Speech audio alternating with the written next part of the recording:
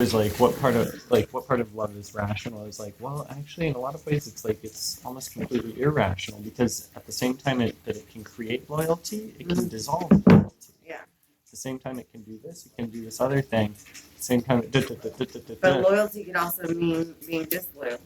Being well, loyal to yourself can mean being disloyal to someone else. well, so that's why I'm saying there's uh, in like the psychosemantics of it, it's Maddening. it's irrational or it could be maddening or that kind of thing, and so to kind of arrive at would you if you're mad, would you rather be mad or mad in love? And so just in terms of if you're hurt, would you rather be hurt or hurt in love? Would you, if you're sad, would you be sad or comes sad from in a place love? of love. You couldn't even feel the baddest if you didn't feel the love. Yeah. You wouldn't care. Yeah. You would be like dead, empty. Yeah.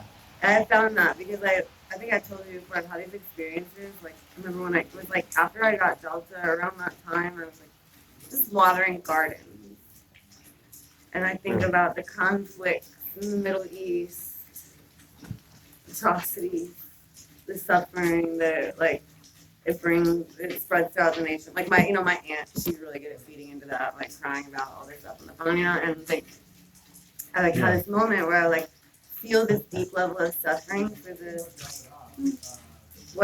story, the suffering, and then I cried, and then like my emotions, my ability to cry, my love, compassion for all. Yeah.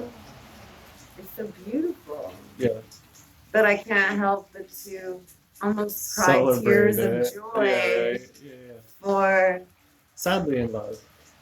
Well, so feeling okay. that. So that the reason why I mention it is because kind of as a flavor of things, if one removes an emotion from the spectrum of love, then they're actually experiencing. They're creating more of it, and in a way that can't be transformed. And so, if it's like, "Don't be mad at me," it's like, boom! All of a sudden, that means that I can't be madly in love with you because I can't be mad. Like that, I can't be this way or that. Does that the deep sense of emotion? It's the conduit for that love that actually creates this like flow of water, electricity, this flow of our internal waters. And that I think brings us closer to that which even creates or generates it to begin with. Yeah. And so like a lot of times when people do like love things and love exercise, like all these different like learning to love yourself it's like, and then they focus on like only as they're speaking, just their tone only emphasizes certain spectra of there's emphasis or something. Yeah, an emphasis on X, Y, Z or this or that. And so in their tone, they're actually still in the exclusion of a certain of the full spectrum of love. And so then, as they're talking about self-love, like, they're doing all right with it, but they're actually cutting out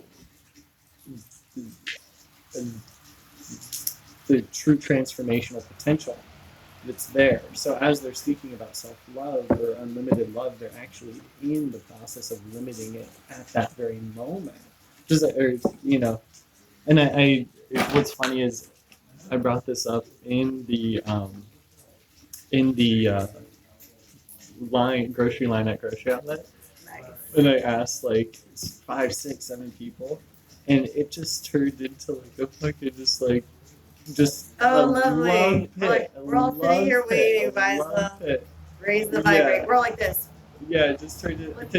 Because my question was like, what if everyone was madly in love with everyone? And then everyone's first response was, that would be hectic. And I'm like, I mean, everyone was madly in love with every, Okay, I have to go because I have to.